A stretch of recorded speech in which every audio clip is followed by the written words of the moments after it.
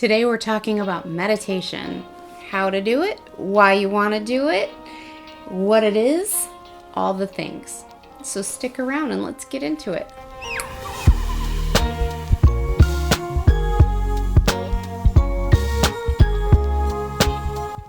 Hi, I'm Veronica and welcome to the Wholeness Shift. If this is your first time here, welcome. I teach people about easy, practical spirituality, and I help you navigate your spiritual awakening. So if this interests you, please hit the subscribe button below and the like button. I would appreciate it. It helps my channel, and I don't want you to miss out on anything good. And if you're already part of the family, welcome back. You know I love you. Recently, I remade one of the first videos I ever made, and it was on Mercury in retrograde. If you're interested in that, I will link to that below. But I remade that because I realized that some of these core videos that I made were made so long ago that they're kind of buried in my content, and that anybody newer to my channel was really having a hard time finding those videos. Like, they weren't coming across that important information. So there's a handful of videos that I'm going to be remaking and putting out with current versions or current information so that they're easier for everybody to find. And this is one of those videos. Have you ever wondered about meditation? Have you heard people talking about it and the benefits of it and whatnot, but you aren't sure how it would fit into your life or even how to do it, what it means? How do you even start? So, how do I meditate has to be the number one question I have ever gotten since I started this spiritual awakening. It's actually the number one reason for the creation of this entire channel. Meditation radically changed my life. That is not an understatement. Meditation radically, from top to bottom, inside out, changed my life. And since then, I have become such a huge advocate for meditation and how to meditate, and that you should be meditating every single day, that I'm just a huge cheerleader for it. So here I am, and if I can help anybody learn to meditate or see the value that it can bring to your life, then it's worth it. My job here is done. So what is it about meditation that has me so passionate about it? Well, it's this.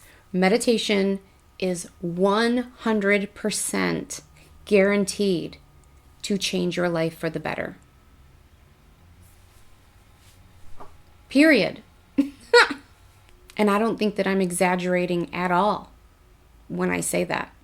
Meditation is 100% guaranteed to change your life for the better in some way, some form, some shape, somehow, on some level. It is guaranteed to shift the needle towards the positive. If anything else in life was 100% guarantee, why would you would be diving into that pool, right? You would just be going in head first. So why would you not be willing to at least give this an honest go? Why would you not be willing to at least give it an honest 30-day trial to see what it does for your life? I mean, for me, it radicalized everything. Like my PTSD or CPTSD, I have complex PTSD, like so much better. My insomnia was cured. I slept like a baby every 8 hours every single night since I started meditating. My lupus went into remission. Other chronic diseases and illnesses that I had, poof, I became a calmer, kinder, more compassionate, more gentle, even-tempered person. I was more patient. I didn't get irritated by things that would normally really agitate me. And I mean, it was just all around, it benefited my life. You might not have as crazy results as I had, but you know what? Even if one of those things were true for you, worth it. For thousands of years, people have been meditating. Maybe tens of thousands of years, like since the beginning of time, people have been meditating. And as usual, Western civilization is just now catching up. And I'm glad that they did, because it has changed my life, as I've said many times already. And it's not just woo-woo. It's not just some made-up spiritual mumbo-jumbo. I mean, these results are scientifically documented. Don't take my word for it. Like, do your own research. With this and with anything else in your life or in your spiritual awakening, you should be doing your own research. So go to Google and type in, like, the scientifically proven benefits of meditation and see what comes up. Because there are a slew of these benefits. So let's start at the beginning. Exactly what is meditation? Meditation is when you purposely slow down your mind and your body with the intention of staying in the moment and clearing your mind and de-stressing. You do this typically by focusing on a single point, a sound, a mantra, your breathing, something like that you can focus on until the rest of your mind calms down and clears. For most of us, our personality or our ego are what run the show most of the time. Our soul just kind of takes a back seat. But when you meditate, those roles tend to reverse and your soul begins running the boat, driving the boat. And your ego begins, your personality and ego begin taking a back seat and learning to chill out a little bit. They start learning to use their indoor voices. You know, your ego and your personality are not exactly conducive to peace. They can run amok. And whereas your soul, the natural state of your soul is in alignment with the divine. It's full of love and peace and compassion and long-suffering and all of those good things. And meditation isn't the only thing that can get you there. Anytime that you have a desire to move closer to the divine or in touch with yourself, like if you do yoga a lot, if you're a Christian, you spend a lot of time in prayer, things like that. Anything that shifts your needle more towards love and the divine, it can have the same effect. But meditation is without question one of the quickest, most effective ways to accomplish this. What's special about meditation is that it has so many other effects as well. In addition to all of the things that we just talked about, how it can calm your demeanor down and your mind down, it has actual physical benefits, such as it can increase the gray matter in your brain. It increases cognitive function. It creates new neural pathways in your brain that, and it alters your brain waves. You know, your normal brain wave pattern during a waking state is high beta. When you meditate regularly, you begin shifting into these other brain waves, such as alpha and theta and delta. And once you're meditating for quite a while, you carry those slower, more peaceful brain waves into your waking state too, where they're normally reserved for like deep thought or relaxation or even sleep. You carry them into your waking life so that you are just calm and peaceful and zenned out all the time. Your brain begins pumping out these feel-good chemicals and antioxidants, anti-cancer, all of these healing chemicals start being pumped out into your body. It can activate your DNA in different ways than it ever had been before. It can stimulate certain segments of your DNA or turn off certain segments of your DNA that were causing problems, that weren't serving you for your highest and best. Meditation is a tool that helps you to bring peace to your life and instill those qualities that we just talked about into your everyday way of being. An analogy that I like to use, and I use it often, is this. Imagine that you had a glass full of water and you dumped in a cup of dirt. You stirred it up, you shook it up. It's all filthy, silty, sooty, dirty water. Now, you could go buy all kinds of expensive filters, but one of the most effective ways to get that water clear is to just let it sit still. If that water finds stillness, that soot and that dirt is just going to settle right to the bottom. And it's the same thing with your thoughts and that monkey brain that we can get, where thoughts are just like, if you develop a habit of finding stillness, even for just a little bit every day, that's all going to settle, and you're going to find yourself in this space of clearness and stillness that carries with you through the day. Here are some other physical benefits that meditation can bring you, and I'm going to read them because there are a lot of them. So it can reduce the stress hormone cortisol in your body, which means that it is anti-inflammatory. And it gives you better sleep. It lessens your anxiety and depression. It improves your mood to a more positive, peaceful outlook on life, optimism. It lowers your blood pressure, lowers your heart rate, lowers your respiratory rate. It increases your attention span and the gray matter in your brain. It decreases age-related memory loss and increases your cognitive function. You can see an increase in creativity and problem solving. It improves your immune system. You get better sleep quality. On and on and on and on. There are so many. When should you meditate? Every single day. That is the answer. You should meditate every single day if you want to see these results in your life. You don't have to do it for a long time. Just 15 minutes a day is enough. And when you're starting, even 5 minutes is enough.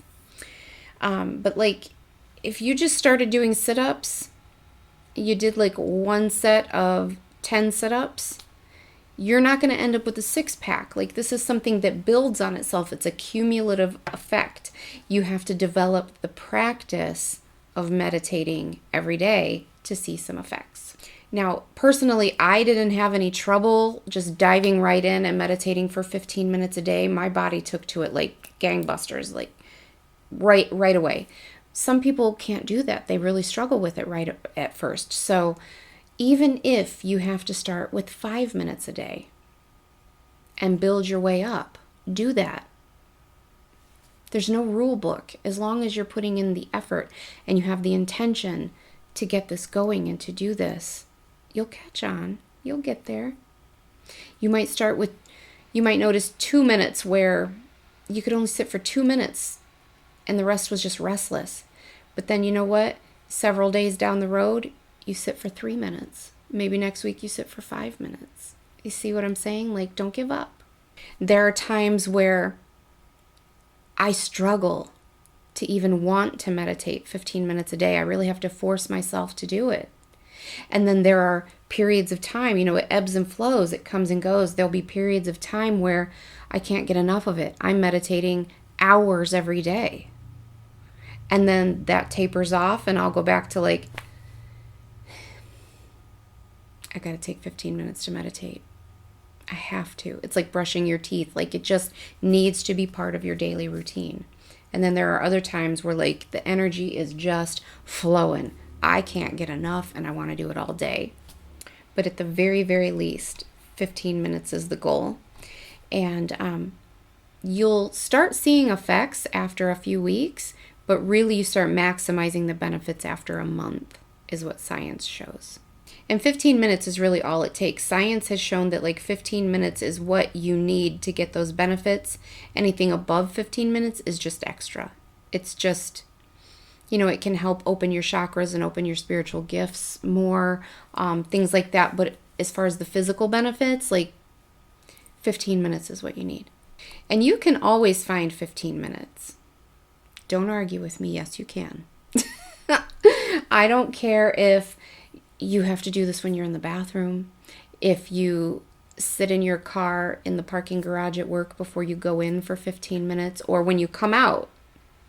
The light just turned on. That's not a ghost. That was just on a timer. If you have to do it when you come out of work and sit in your car for 15 minutes before you go home. If you have to get up 15 minutes before your family, or you put your kids to bed and you stay up an extra 15 minutes just so you can meditate. You can always find a way. And if not, you're going to find an excuse. How do you meditate? Well, that's easy. well, it's the easiest, hardest thing for some people, but in theory, it's easy. I suggest listening to some meditation music, just some simple music in the background, or turn on a video of meditation music. Some people prefer guided meditations. I've talked before about how I really don't like those. To me, meditation is stillness. It's clearing your mind. And if I'm listening to someone talk or to guide me through a scenario, I'm not finding any stillness. It's just a brain exercise I'm going on. So while those have their own place, I don't personally consider those meditation. But you do you. Do whatever you think works for you. Plus, with those, I get too in my head. You know, if they're like, imagine yourself walking down a green path full of grass and like leaves are falling to the ground. And in my head, I'm thinking, well, like, how wide is this path? And what kind of leaves are falling? Like, what color are the leaves am I supposed to be imagining? Like, are they yellow or orange or red or like brown? They're already dead. Like, what am I supposed to, am I doing this right? And I get too in my head. I get on my own nerves. So like, those don't work out well for me usually. So anyways, you do what you find is best. But I suggest turning on some music. There are some great apps you can download too, like Insight Timer and things like that have a lot of meditation music. Put in your earbuds, sit somewhere comfortably. You don't have to sit like a yogi on the floor with your legs bent. That would kill my knees. It hurts my tailbone. I don't want to do that. It hurts my back. So just sit somewhere comfortable and either put your feet flat on the ground or sit cross-legged. And put your earbuds in and close your eyes and rest your hands comfortably and calmly in your lap. You don't have to do any fancy mudras or put your fingers in any positions if you don't want to. That's all it takes. And once you're sitting there quietly and comfortably, you just want to close your eyes and try to still your mind and calm your breathing. And pay attention to your breathing. Just focus on the breath. Take a slow breath in, hold it for a few seconds, and then out. And there are a couple of things I want to point out about this. One, you want to make sure that your in breath is just a little bit shorter than your out breath. So, for example, inhale to the count of 5, hold it for a few seconds, and then exhale to the count of 7. And if those numbers don't feel quite right to your body, adjust them. Inhale to 6 and exhale to 8 or something like that. Do what works for you. But the key is to inhale, hold it for like 2 seconds, exhale a little bit longer. The other thing I want to point out about your breathing is that you want to not make your chest rise, you want to make your belly rise. So, have you ever noticed that when you're excited or you're stressed or you're in fight or flight, your chest breathing, right? So, when you are nice and peaceful and relaxed or when you're sleeping, your belly goes up and down, not your chest. Your belly rises. When you breathe in through your nose and you make your belly rise and fall, that stimulates your rest and digest reflex or your parasympathetic nervous system. It brings calming hormones. It decreases the stress hormones and allows your body to digest food and to rest and relax.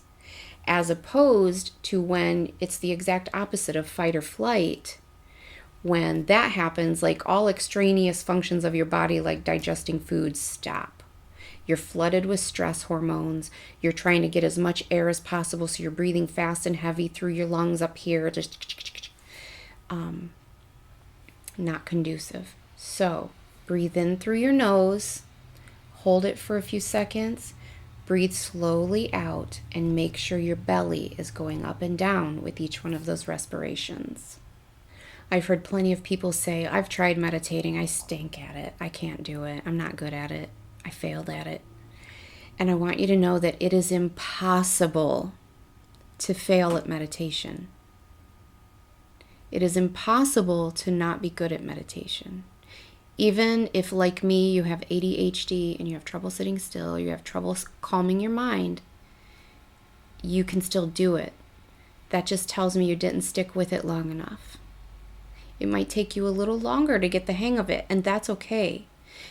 Don't get into a place of judgment with yourself about this. There's no right or wrong way to make progress with this. Your only job is to show up with the intention to meditate. Your only job is to show up and put your butt in that seat and be willing to meditate. Your soul is going to help you out with this and is going to get exactly what it needs from that experience. You might find yourself going really, really deeply, really quick, or not. You might sit there with monkey brain for several sessions. Like, either way is okay as long as you're sitting there and you're trying. You're going to start getting the hang of it. Don't judge yourself. Just show up. And what do I mean when I say going deep? Well, a lot of people are shocked sometimes when they're like, did I fall asleep? Well, I mean, it's not impossible that you actually did fall asleep. That's why I suggest sitting up and not laying down. I like to do this in the morning instead of night, because if you do it when you're tired, you might fall asleep. If you're laying down, you might fall asleep. But sometimes when you're meditating, I call it going deep, and that's where you just lose all consciousness, really. You become completely unaware of your surroundings. You're still there, you're still awake, but you are completely zoned out. And that's amazing when that happens. It feels so good when that happens. But, the timer on your meditation thing will go off, or a noise will happen, and you'll just kind of come to and be like, whoa, I was gone. I wasn't even here. Was I sleeping? What happened? That's just going deep, and that's okay. Sometimes when our minds are going a mile a minute with different thoughts and we just have trouble getting settled, sometimes that's a really good gauge for us to touch base with ourselves. Because you might think you're doing okay, but yet when you're sitting here trying to meditate, you just can't quit thinking about this certain thing.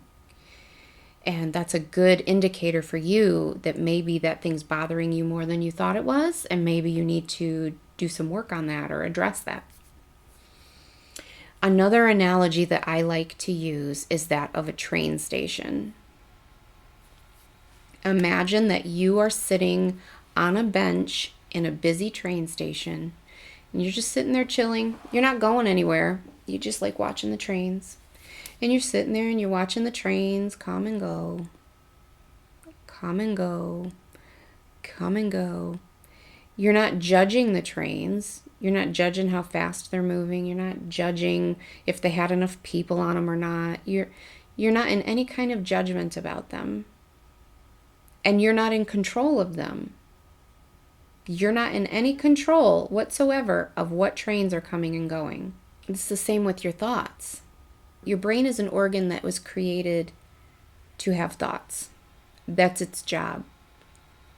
And that's what it's going to do.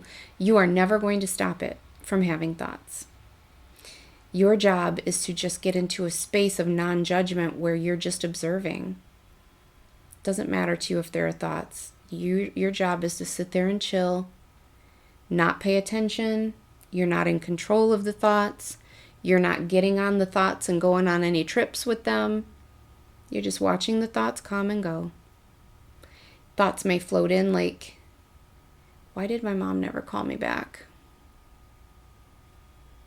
What am I going to wear to work tomorrow? You're just letting them float in and float out. Where you get into trouble is if you get a thought come in and you grab onto it. Like, I need to go to the grocery store. And you think, yeah, I should start making a grocery list. I need to get cereal. I need to get bread. I want to try that new sauce. I want this. You get on the train and you go for a ride. That's where you get into trouble. And when that happens, don't judge it. Don't negative self-talk. Don't have a conversation with yourself. Simply release it and come back to center. Just, as easily as if you're holding a helium balloon in your hand, let it go. When you're holding a balloon and you open your hand, the balloon doesn't stick around and go, "Are you sure? That was awful dumb. You better let me go." It doesn't have a conversation. It just floats away. Same with your thoughts. Like, don't have a conversation. Don't beat yourself up about it. Just let it go. If it's important, it will come back to you later. And for me, sometimes if a thought comes in and it is actually really important and I don't want to forget about it because ADHD brain, I don't want to forget about it, I will just ask my guide. I'll just say, "Can you guys please help me remember to check on this after I'm done meditating?" And then I let it go and I just completely trust that it's going to come back to me when I'm done. Now, when you first sit down to meditate, there are some tools that you can use to help you calm down that monkey brain and to get more in the zone. We already talked about how you can focus on your breathing. The point is to take your attention off of your thoughts. Why didn't they call me back? What do I need from the store? Put it on something else. Give your mind something to do other than think about the thoughts. Give it something very benign to do. You could have white noise playing in the background. And focus on that. Or you could focus on the sound of the air conditioning blowing. You could focus on your breathing. In, hold, out. I and some other people imagine it like a box. They call it box breathing. And you imagine like inhale, hold, exhale. Wait a few seconds. Inhale. And in my mind, I just picture a box. And you can recite a mantra if you want. If you have a different affirmation or a mantra that you want to use, you can just focus on that. Like inhale.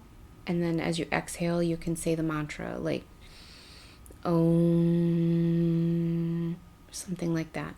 Gives you something to focus on.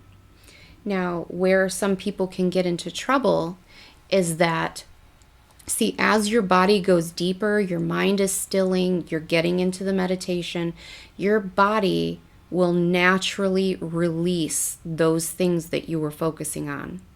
Your breathing will slow down, sometimes almost to nothing. Your thoughts will slow down almost to nothing. You will naturally stop reciting that mantra. You just go deep and you zen out and you don't even think about anything anymore. Now, where people get into trouble is they realize, they'll have this moment of clarity and they realize like, "Oh, I forgot I haven't been saying my mantra," and they'll start it again, Om, or they'll start paying attention to their breathing again and try to get it back on track, or whatever the case may be. Don't do that. Don't do that. Your body has naturally released those things. I heard Deepak Chopra talk about this one time, and I thought it was a great analogy, so I like to keep it and use it for myself. He likened it to that of a taxi cab. When you need to get from point A to point B as quickly as possible, you can take a taxi to get there. But once you're there, you no longer need the taxi. You're already at your destination. You're already there. You don't need it anymore. So you let the taxi go. It's the same thing with any of those tools that you were using to get to the space of meditation. If you were using the tool or the taxi of a mantra, or of watching your breathing, or of listening to the air conditioning, whatever the case may be, if you were using that tool to get you to a place of mental stillness, once you're there, you don't need that anymore. You can let the taxi go. You don't have to go back to it. Does that make sense? I hope so. My biggest advice for you all is to just be patient with yourselves. Be kind to yourself, especially if this is a new practice for you. Be kind to yourself. New habits are not always easy to form. New things that take discipline aren't always easy to do. It's not easy to start a new exercise routine, or to start doing push-ups every single day, or to quit smoking, or to stop coffee, or, new habits can be difficult. So can this. But it is the most rewarding new practice that you will implement into your life. It really will help you. So be patient with yourself, be kind to yourself, and be proud of yourself. Be proud of yourself that you were willing to start something new that could benefit your whole life. Like, you're taking a chance here. You're expanding your mind. You're opening your heart and you're expanding your mind in order to better yourself and to bring health and healing to your life. That is not a small thing. That is huge. Celebrate that win. Pat yourself on the back. And if you fall off the wagon and you stop meditating, get back on. There's no shame in it. There's no reason to beat yourself up. Be kind to yourself. Celebrate yourself. Open your heart and just move forward with it. If you have any questions whatsoever, please reach out to me and let me know. And if you haven't yet, hit the like and subscribe button. It really helps me out, and I don't want you to miss anything. And leave me a comment below. Let me know what experiences you've had with meditation. And if you're a meditator, tell us all how it has benefited you. How has it affected your life? What have you seen? All right, you guys, keep your vibes high and let love guide you. I'll talk to you soon. Until next time.